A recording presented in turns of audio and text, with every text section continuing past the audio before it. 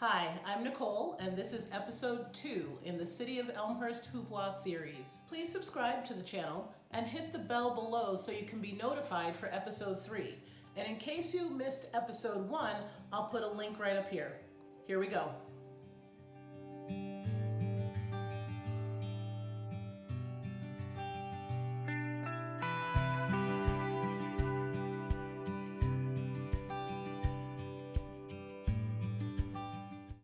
In early October 2016, we started to put up our hoop house again on the basis of the arrangement that we had worked out with the City of Elmhurst the previous winter. Namely, as long as it's temporary, it's okay.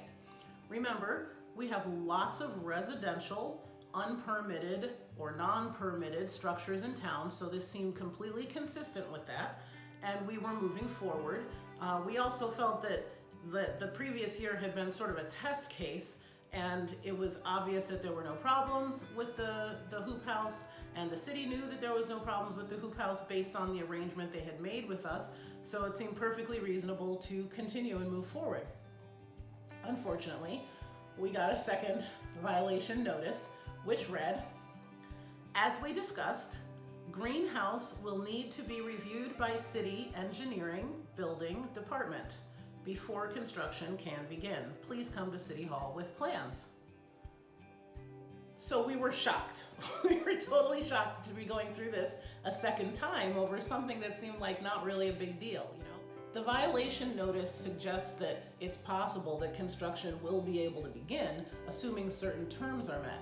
They're not terms that we had ever discussed, and fortunately for the city, they don't keep any records of their discussions. So although they told us that as long as it was temporary, it was okay the previous season, and we left it up the whole season and took it down according to our word, without incident, without problem, without concern from anybody in the neighborhood, excepting the one neighbor, everything was fine. So when we went to duplicate that process the following year, and they referred to "as we discussed," we had no idea what they were talking about. The only thing that we had discussed was that as long as it's temporary, it's okay. Also on the violation notice, it states, "before construction can begin." This obviously suggests that it would be possible for construction to begin. That tells you something.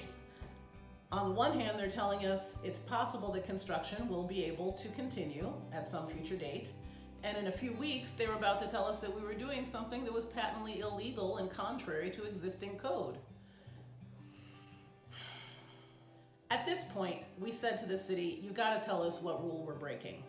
They had given us 2 separate violation notices, one in fall of 2015, one in fall of 2016, and yet there had been no statement that we had broken any particular ordinance. So we asked, if we're in violation of some rule, tell us what the rule is. And they didn't know. So we said, stop the presses. What's going on here?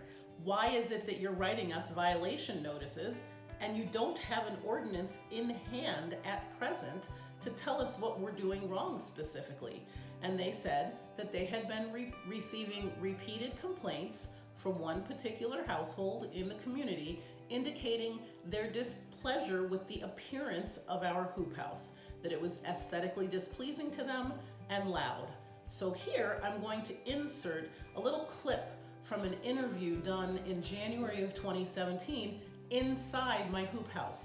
It was a fairly windy day. It wasn't stormy, but it was definitely windy. So here you go. Take a listen to the sound of my hoop house with wind on their part, and they were concerned that it was out of code or in some way a violation, and that So it was like too this loud. noise, maybe?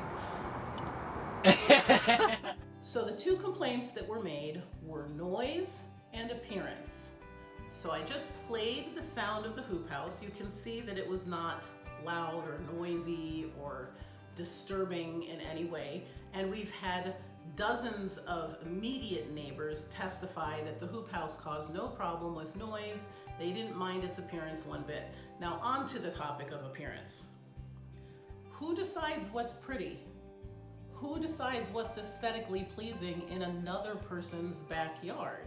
We have to have some measure of live and let live in society.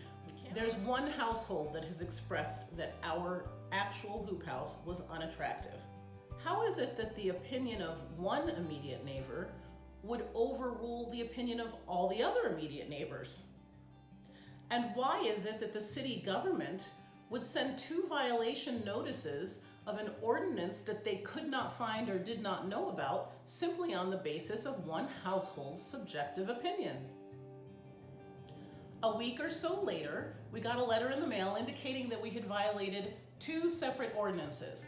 For the purposes of this video, I'm only going to talk about one of them because the city never really got into the second one. In the permanent building code in Elmhurst, it states that, quote, membrane structures shall not be permitted. That sounded good to us because you really shouldn't probably make a permanent building like a single family home or an apartment building or a 7-Eleven. Probably shouldn't make it one of those out of a membrane. That's logical. But we weren't talking about a permanent building. We're talking about a temporary structure, right? That's the whole point. We don't want a hoop house to be up on a year-round permanent basis in our particular case. We wanted to use a hoop house temporarily through a certain season.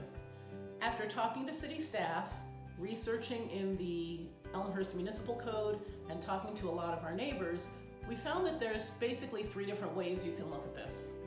The first way is backyard implements that are used on a temporary basis. You know, your swing sets, your hoop houses, your trampolines, or anything like that. So the second category is the temporary special use permit.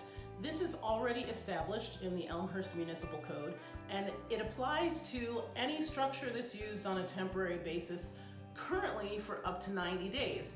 And it can be used in a residential zone, but the land use currently is specified as educational purposes or not-for-profit or charitable purposes, like maybe a 5K run or something like that. We were happy to work with that code and see if we could amend that code some way to provide for gardening on residential property. The third way that you might consider looking at our issue is through the permanent building code. And the permanent building code has all sorts of things in it that pertain to permanent buildings. Wiring and plumbing and structural concerns, etc. Now, of these 3 buckets, the non-permitted backyard structures, the temporary use permit, or the permanent building code, which one do you think the city of Elmhurst picked? Come back in episode 3 and we'll get into it. Thanks for watching. Don't forget to subscribe. Catch you later.